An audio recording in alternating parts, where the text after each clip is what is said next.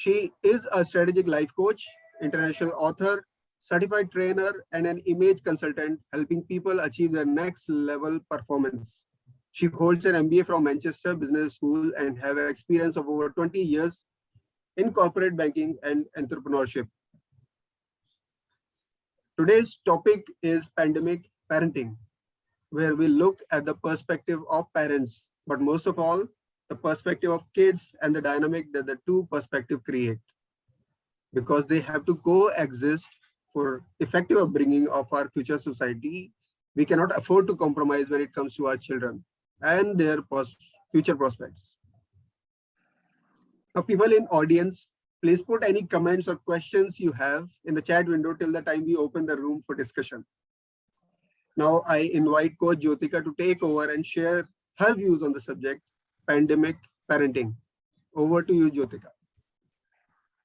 Thank you very much, Arif. A very good morning to all the audience, everyone in the audience present here today. Being in the public speaking domain for quite a number of years, writing a speech is something that I do on a regular basis. So one day, I wrote a speech and I titled it, 3 Mistakes of My Life. I went up to my daughter and I asked her, Tia, what comes to your mind when you hear the title? My then 12-year-old daughter dropped everything she was doing, looked at me, smiled and said, your 3 kids. That day, it seemed to be like a cardinal mistake that I had done. However, I was awestruck with her witty response. And this is certainly attributed to the umpteen leadership and speaking opportunities that she has got in school. Being a public speaker herself, she was never afraid of the stage or even making friends for that matter. However, over the last 15 months, things have slightly changed.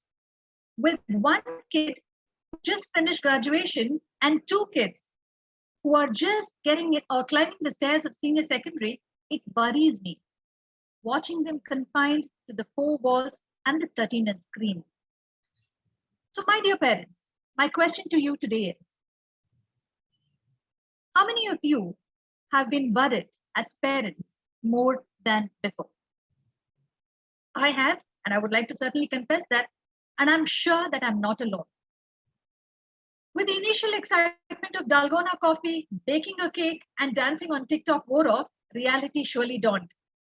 Few parents can also confess, without feeling guilty, that it was a good feeling when you don't have to wake up in the morning to iron the clothes, prepare breakfast, or even drop your children off to school. But anything in excess is not good for health, isn't it? Recently, my daughter came up to me and said, Mommy, I feel that my confidence level is kind of dropping when I actually interact with teachers online. I really wonder how it's going to be when the actual school begins. This, coming from my daughter, was a bit of a surprise to me as well as a matter of worry. However, I was not very sure what I should be doing at that time. Many children are struggling and parents are unsure how to help, just like me. I recently read a case study that a 16-year-old boy in the US was losing interest in going to college after graduating high school. Before the pandemic, he was passionate about maths and science and participated in his school's robotics and Model United Nations clubs. But his mood started changing after US began closing schools in the spring. As he logged on to his computer from Zoom, week after week, he started sleeping more during the day and became more isolated and away from his friends and family. My son, who's right now in 11th grade, has completed his 10th and 11th without an examination. So when recently his 11th grade, right now he's in 12th, and 11th grade exams were cancelled, I sarcastically mentioned to him, pray to God that you hit jackpot next year, that even your 12th grade exams get cancelled. I certainly wish that doesn't happen, but this only shows my frustration with regards all what happened with my son and his exams. a kind reminder to all those who love being in control of your life. It only shows how fragile human beings are. My friend's daughter is 10 years old, well disciplined child, does her schoolwork on time, and she's even willing to burn the midnight oil to get her schoolwork done.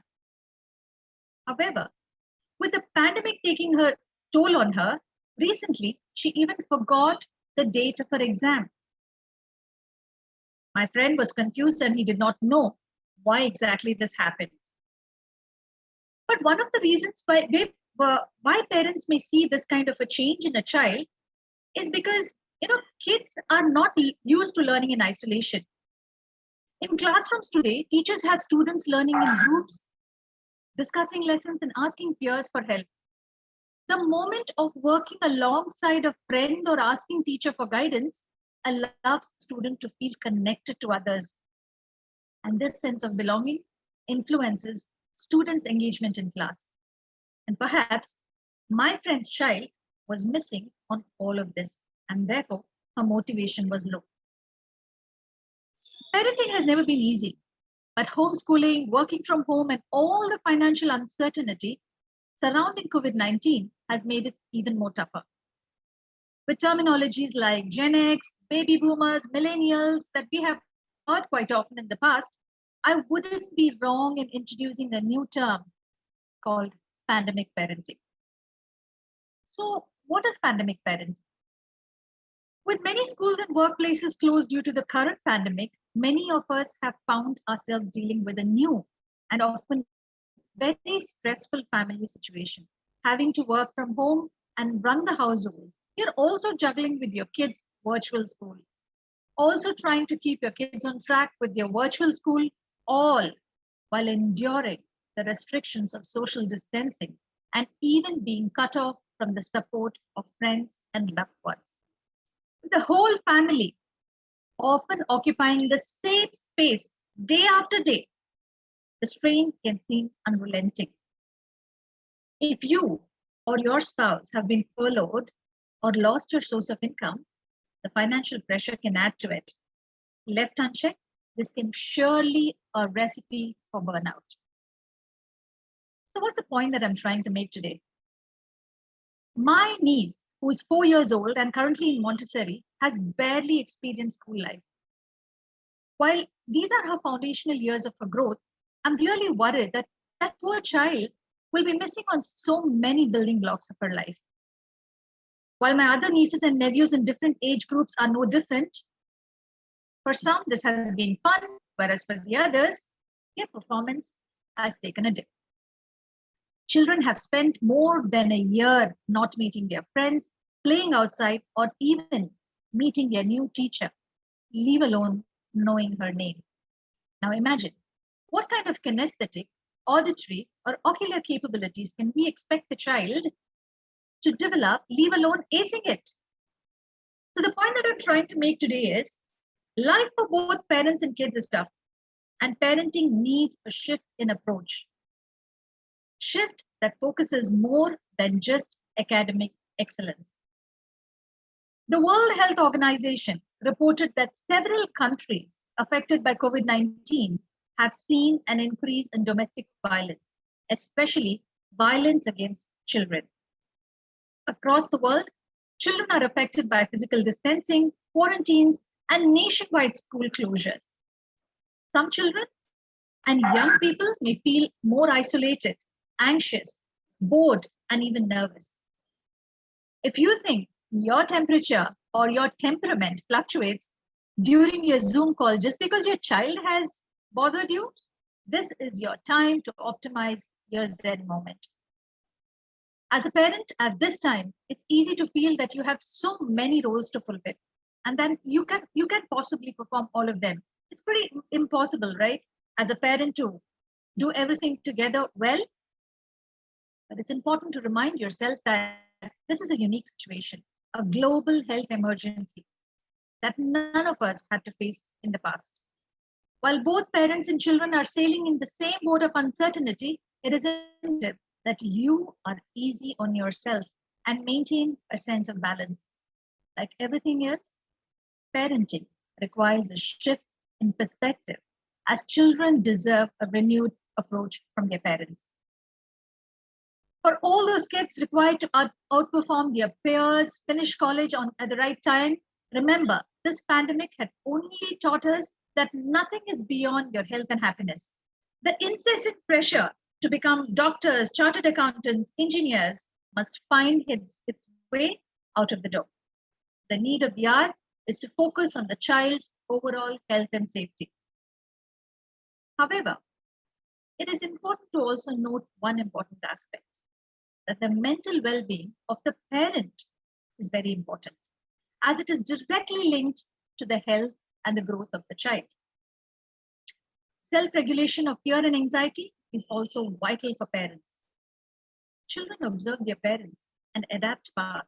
Don't forget that.